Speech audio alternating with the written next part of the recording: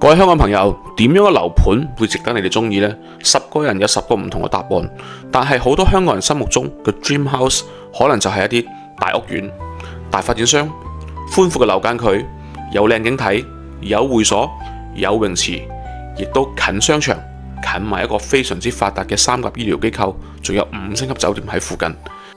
依家就有咁樣嘅樓盤叫世榮景觀花園，位於珠海斗門萬達廣場隔離，行路10零分鐘可以去到啦。旁邊冇幾遠就係斗門唯一一個3甲醫療機構駿業5院，而且高層單位望到非常之靚嘅一線河景。你睇下呢一個樓間距非常之寬落，至少足有70-80米，多嘅甚至乎去到100幾米都有。而講翻到呢個發展商嘅背景，世榮兆業，世榮兆業喺2008年通過深交所上市，係作為珠海第2間上市嘅房企嚟嘅。但係依家世榮已經係歸屬於國有資產背景啦。咁其中嘅一個個中糾纏我哋就不在此進行一個詳述。咁大家只需要知道佢係同珠江集團已經係有拉能噶啦，已經係擁有住國有嘅資產背景，所以講你依家睇世榮嘅樓盤，可以講就係睇緊珠海國企一個發展商嘅樓盤。依家講緊咁好一個優越樓盤，尺價都係去到1000幾蚊。好啦，我哋將鏡頭交俾阿 Wing 去了解下先。Hello， 最近好多香港粉絲想揾啲商場上蓋嗰啲商場旁邊嗰啲樓盤啊，今日揾到啦！珠海萬達第一個萬達就喺呢度噶啦。斗門匯集住吃喝玩樂一條龍服務啊！附近就有一個世榮景觀，100幾平方就可以做到3房嘅，尺價就係1300蚊一尺嘅，由世榮上市公司世榮打造嘅。咁事不宜遲啦，我哋馬上過去啦！大家好啊！依家睇到就係世榮景觀花園嘅成個3維嘅立體圖啦。呢個係由航拍跟住經過呢啲3D將佢整落嚟嘅。見到啦，呢一個就係屬於成個斗門嘅置業板塊尖峰南片區因為呢一座山叫做尖峰山，呢邊屬於尖峰山嘅南部嘅位置，所以叫尖峰南片區，係成個斗門嘅其中一個置業嘅熱門板塊嚟嘅。咁通過前面呢一條橋嘅話就可以嚟到斗門嘅湖心路板塊啦。咁呢條橋目前已經係開通咗嘅，再行入少少啦，呢一邊就係嘅斗門嘅井岸嘅舊城區啦。以往斗門比較大部分嘅人口全部集中晒喺呢一度。我哋主要了解翻我哋呢個尖峰南片區先。尖峰南片區以前絕大部分都係平地為主嘅，咁大家可以見到佢係由世榮同埋華發兩個本土嘅大地產商喺呢度攞咗好大塊地，然後亦都有啲政府嘅行政機構進駐晒向呢度。例如講啦，呢個珠海市嘅公安局斗門分局啦、辦證中心、法院、檢察院呢啲行政機構全部喺晒呢度，包括稅局都喺晒呢度嘅。咁呢個係成個可以講係黃氣非常之重。咁世榮喺呢邊擁有絕大部分嘅地塊，包括住里維埃拉、碧水岸啦，仲有世榮風景廣場啦等等，全部喺晒呢一度。我哋今日介紹就係呢個世榮景觀花園啦。佢可以講係成個斗門最近呢個萬達廣場嘅一個屋苑嚟嘅，亦都隔離就係成個斗門唯一目前開業嘅3甲醫院駿醫5院。可以講行路5分鐘到駿醫5院，10分鐘可以嚟到呢個世榮萬達廣場。萬達廣場嘅話亦都係近幾年開嘅，係成個斗門最大嘅一個 shopping mall 之一。咁所以講呢度無論係商業或者醫療都全部齊全晒。樓盤嘅話依家見到佢喺前面呢一個係別墅用地同埋濕地公園。別墅叫係華發水郡，由華發開發嘅。基本上我哋最前排7樓以上嘅單位就可以穿過別墅，望到前面呢個黃楊河一線河景啦。而隔離呢一啲大平層單位都可以相對嚟講望到呢一條黃楊河嘅分流嘅河景，同埋部分嘅濕地公園景觀嘅，非常之齊全。係啊，梁生，依家我哋成個小區主要賣緊邊啲貨呢？之前賣嘅話呢，我哋都呢部分已經係現樓啦。而家嘅話呢，基本都賣晒，可以見到二手興都冇乜樓層，剩翻啲天地樓。然後呢，我哋喺過年期間呢，加推咗一個高層17棟，17棟嘅話同之前嘅189呢幾棟一樣嘅，包括後面嘅話仲有一個22棟，呢5棟呢全部都係2梯4戶嘅。咁17棟嘅話呢係今年新春期間啱加得出嚟，所以嘅話目前嘅樓層係全部都可以揀嘅。咁交樓時間呢，就係今年嘅9到11月份左右啦，半年時間。除此之外嘅話呢，就仲有一個16棟嘅話呢係我哋嘅142平嗰個小高層1梯1戶嘅。因為之前我哋嗰個142平橫廳咧都已經賣晒啦，係啊。然後咧呢棟加咗出嚟嘅話咧就啱好符合翻即係所需嘅一個戶型咯，因為我哋142有兩個嘅，一個係 A， 一個係 B。A 戶型嘅話咧就係豎廳 ，B 戶型嘅係橫廳。咁橫廳嘅話咧就客戶都比較中意嘅都比較多啲，16可揀嘅都比較多。16同17棟嘅交樓時間係咪一樣？我哋2期統一都係今年嘅9到11月份就有交樓嘅。可唔可以簡單講下17棟嗰個戶型分佈點？17棟嘅話咧就2梯4房，2梯4戶。前面嘅話咧，呢兩戶02、03呢兩條腿咧係104嘅3房2衛，朝向係東南向，中高層一線嘅河景，7樓以上全部都係河景。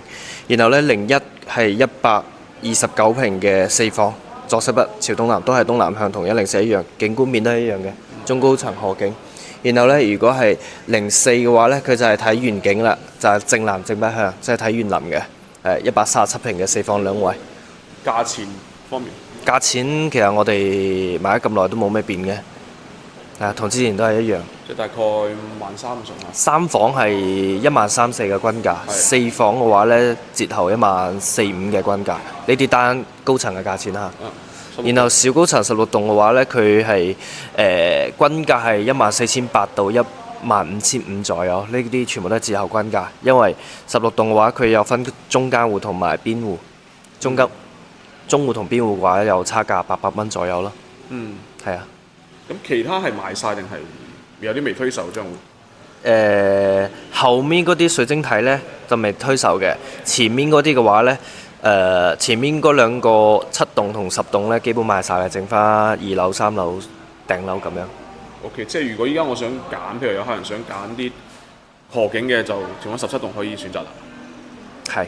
咁前面嗰啲大單位少少嘅，大平層嘅話都有河景嘅，都有河景。支樓係175，賣緊嘅都係5棟、6棟、11棟呢3棟。嗰啲價錢係點樣？越大越貴嘅，175佢屬於大平層啦，折後均價17500啦。OK， 好，係明白。228嗰個更高。OK， 明白。嚟睇翻我哋小區嘅園林啦，都係非常之寧靜安靜嘅，心神咧都得到釋放啊！住喺度咧，人都會健康好多啊！而每日嗰啲花草樹木咧，都會有人專人嚟打理嘅。咁我哋睇到啦，成個屋苑嘅樓間距咧係非常之闊㗎，足足咧都去到差唔多70-80米啊！完全都係唔會話擋住嘅。咁我哋都可以睇翻啲風窗啦。嗱，每個風窗咧個標準都唔一樣噶。你話細嗰啲風窗咧，都係去到個幾千蚊。如果大少少嗰啲咧，好似呢種類型嘅咧，去到要甚至幾萬蚊嘅。但係國內嘅風窗咧，必須要係得到咗物業個許可先可以批准嘅。唔係嘅話就唔可以去進行風窗。而風窗咧都要同個外立面咧個色調差唔多嘅，唔係嘅話咧就唔會通過㗎。咁大家就會注意啲啦。咁 OK， 我哋而家去示範翻去睇睇啦。好啦，咁我哋而家咧就嚟到呢個實體嗰個交標現場啦。到時交樓咧就係咁噶。入門咧就係一個雙開嘅一個子母門啊。呢個門咧亦係非常之實淨啊。指紋密碼鎖嘟卡咧都係可以㗎嚇。到時交樓呢啲鞋櫃咧都係交付標準嚟嘅。全屋都係精裝修啊，129平方咧係可以做到4房南北通透雙露台嘅一個設計啊。咁因為我哋而家示範單位喺3樓個位置啊，咁我哋呢個方向咧7樓以上就係完全冇遮擋噶啦，就可以越過別墅望到我哋成個黃楊河啊，非常之好睇嘅嚇。南北通透啊，非常之舒適啊。